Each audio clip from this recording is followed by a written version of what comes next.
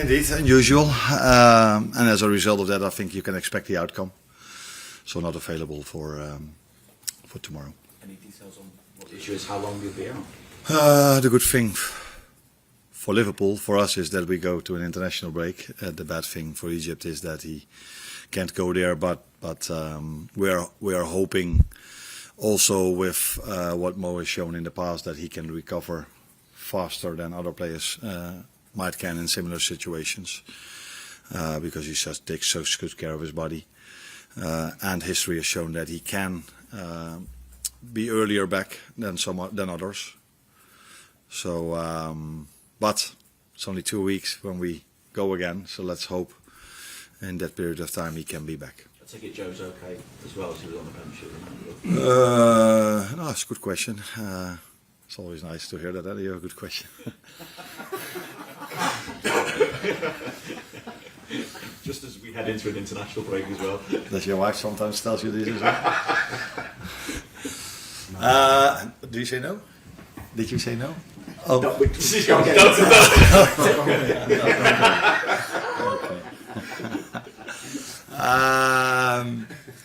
Joe was on the bench, but he wasn't able to come in. We tried to postpone it as far as we could. He already told me before the start of the game that he didn't feel good. I said, okay, let's wait at half time. Maybe a miracle can happen, and we might need you in extra time.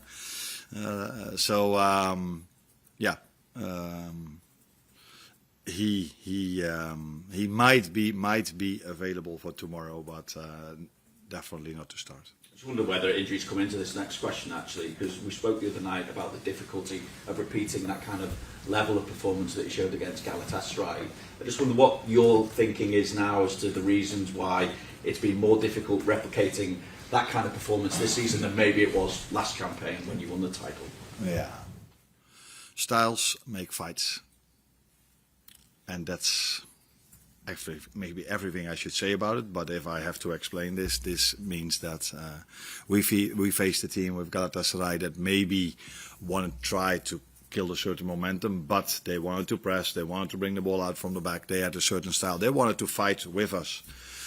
And I've said it 150 times, and I will keep on saying this for the rest of my life, it will never be about us if a game is not entertaining. It will never be about us. All the times we faced a team that wanted to fight with us, we gave them the fight and we gave the fans a great game. But if we have to fight against a team that doesn't want to fight and only want to hold their hands in front of their face, yeah, it's really difficult to give punches. So it's more difficult and it's less open and less attractive. That's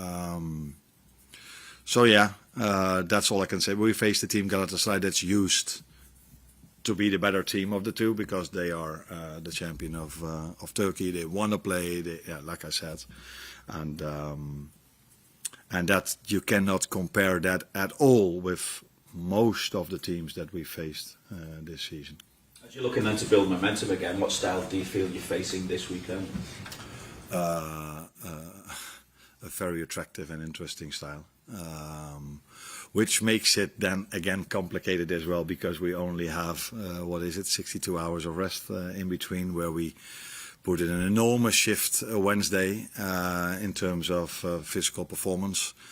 And that was your second part of the question you asked before. Yeah, tell me what is smart. Yeah, and I have to make that decision. But Jeremy Frimpong, for example, is such an explosive player, made so many sprints and so many times this season, unfortunately, when games came fast. He got injured. Now Joe being out, so you can already understand which questions we have to answer. And now I'm only talking about Jeremy, but Brighton has always been a team with their former managers and definitely with this manager as well, who always want to play, who always want to bring the ball out from the back, who are going to make it a very intense game because they've also seen how intense our game was with their fans behind them. So we've played them already twice this season, I think, and both games were fascinating, interesting, high tempo, high pace, because we faced a team that wanted to play with us. It does feel different away from home for Liverpool of late against Brighton. than at home, given the record as well. But they have conceded more goals in the first half than they have in the away half, whereas you're struggling to score goals away from home in the first half. So I'm trying to work out what sort of getting this might be. What are you expecting in that respect? Do you have to go for it in the first half? You were saying you're struggling to score goals, and then you add it in the first half. I would say we're struggling to score goals not that we don't score them, but with all the chances we create, it's unbelievable that we don't score more. Especially looking at the quality we are having up front and throughout the whole team. But I don't look at games like that. Like, okay, they will score second or the first, or we first, second. No, we need to be ready from the start, because they will make it a very intense game, as I just said. And it's apart from the physical part, it's mostly also emotionally and mentally not always easy after such an emotional and physical and mental peak we had on Wednesday evening. Then to go to a 12:30 kickoff and face a team and fans that are not going to hold their hands in front of their face, but wanted to come at us straight away. And there we have to be very well prepared for and be ready to face that fight and go into that fight with them. Brave but refreshing, isn't it, when a team does that, comes out and, as you say, wants to go toe to toe. Yeah, it's really nice. It's always really nice. If you'll probably say, yeah, you're always something to complain, but I would have preferred to face a team now that maybe did this a little bit more. But if we would have had a week of rest, then please bring us a fight like that.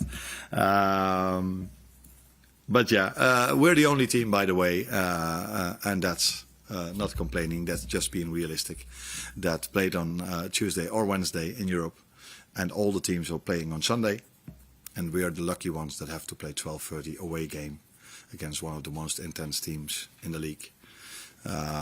But we will be ready for it. Do you like 12:30 kickoff? I don't mind at all playing 12:30 because we train. Not today, a little bit later, because we want to give them as much rest as we can, because sleeping is very important in recovery. But usually we train around 12:30, 1 o'clock. So if we could not perform at that time, then it's really stupid to train at that time. So I don't mind at all playing 12:30. I do mind playing Sunday evening. I think it was 6:20 when we finished the game against Tottenham. Then Wednesday evening, a tough game that could have gone also to extra time, and then putting that team on a 12:30 kickoff for the 6th, 7th time this season. That is not what you would prefer as a manager, let alone if you want to get the best performance or the best outcome on the nicest game against two teams that are usually, if they play against each other, a joy to watch. Thank you. Oh yeah, just another one on Mo Salah. What did you make of the way he bounced back from that penalty miss the other night? And does it make it even more of a shame, and is it even worse timing that he bounced back really well, put in a great second half performance, just when, you know, there were questions being asked about his form this season as well? No, I think his first half was also not too bad, and the whole team played a very good game. And I've said many times that individuals, it's helpful for individuals if the team plays a very good game, and then individuals can shine. It says a lot about him, about his mental strength, but that maybe also comes with age. So if you've experienced this more, that you missed a penalty or you missed a chance in the first half, if you get older, you're getting better and better probably at handling situations like this. And he has always done this really well. The amount of times I had questions about him not scoring 3 games in a row, 5 games, or 90 minutes, or that's something he had so many times in his career that he can just shut that all down and give the performance as he did in the second half with an assist, a goal, and being involved in the other goal as well. That is experience that he has and the mental strength that he has. And when Brighton came to Anfield in the league, they created a lot of chances against you. You won the game 2-0, of course, but I think they created 1.9 XG on the day. How does that compare to other teams you've faced this season in terms of the amount of chances that you've conceded to teams? Yeah, and they didn't score, didn't they? No. And that's big exception when it comes to us, because usually we concede if we only have 0.4 xG against us, and sometimes we even concede 2 goals, like we did against Wolves. So that was one of the exceptions. But again, it tells you that if they come to us or they want to play, and both games were very equal, and we haven't had a lot of luck this season. But those 2 games were quite equal, and we were the ones that won them both, the league and the cup. Although I think in the cup we were maybe XG-wise also a bit above them. But in the league we were in a difficult time in that period of time, but we were able to win it. Yeah, that is who they are against anyone. Everywhere they go, everywhere they play, they're able to generate a lot of XG. They've been, like us, very, very, very unlucky this season if it comes to amount of chances created and scoring. They deserved to have much more points than they are having, looking at their playing style, looking at how many chances they've created compared to how many they've conceded. So yeah, let's hope their run continues like that and it doesn't change tomorrow. Carl? Arne, hi. Could you say what the nature of Mo's injury is?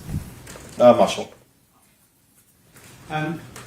His absence and Joe's not being fit, does that have a knock-on effect in terms of what the limitations you have with Dominic in terms of, you know, his might play right back again because you play Jeremy wide right before, and the importance that Dominic can have in midfield sometimes as opposed to being at right back?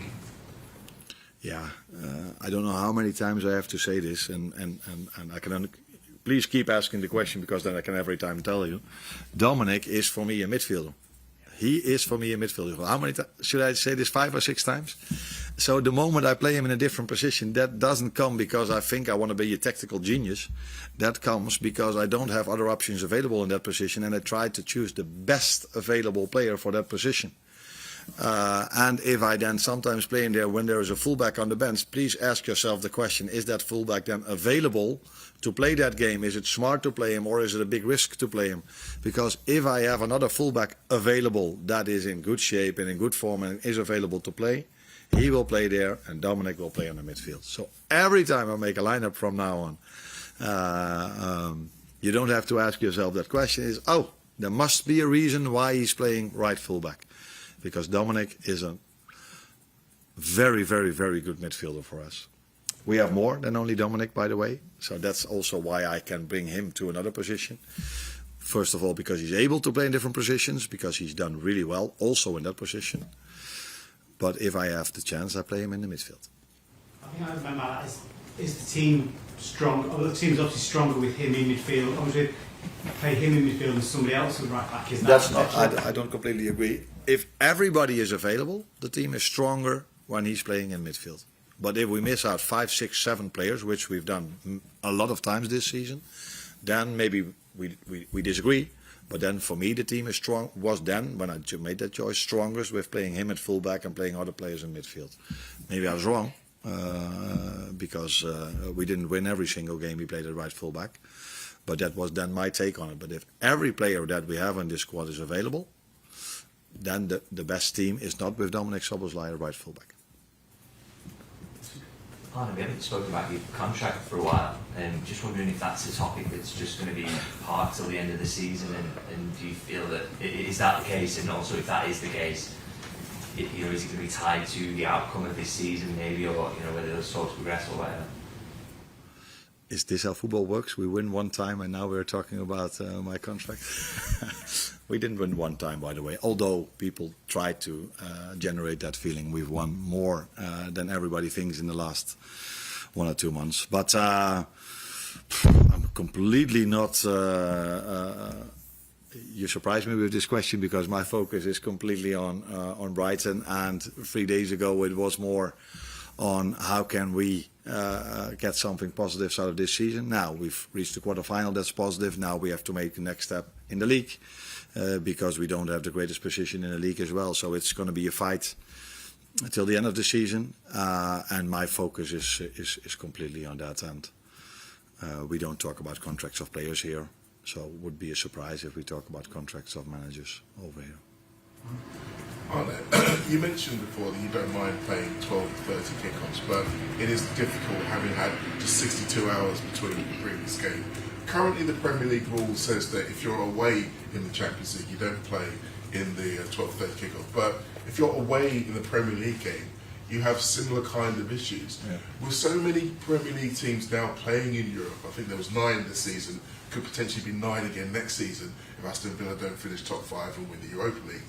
Would you like to see the Premier League maybe making it a little bit easier for the teams that are in Europe in terms of being able to manage the schedule? Yeah, it's so complicated and so difficult for them because there are so many things they have to be aware of. So it's not only this, it's also television. We are a very popular team, so television really want to broadcast us. So they've told me in the beginning of the season once what they all need to know and need to do to get this, and things are getting more and more complicated every season because so many teams are in Europe. So it's not a complaint against the FA. It's just trying to understand for people that a 12:30 kickoff after a Wednesday evening game, after playing on Sunday, it's already different if you play on Saturday. And please be aware, if we come back after the international break, we play Wednesday Paris Saint-Germain, Saturday Fulham, if I'm correct, and Tuesday Paris Saint-Germain again. That's again a program that is far from ideal. But we also have to accept this because we want this program, because I can already know that people are saying, yeah, why they come, but this is what they want. Yeah, this is what we want. But if you want to have the best outcome, if you want to have the players in the best possible form and best possible way for them to perform, then 12:30 wouldn't be ideal. Would have made much more sense to players on a Sunday. But there's, if I'm correct, but please correct me if I'm wrong, the television can always select one game to put on Saturday, and the other one can have the other game on. I think there's been times when they've played the Saturday game in the evening, so it's Okay. 7 o'clock, 8 o'clock rather than 12:30. Yeah. But yeah.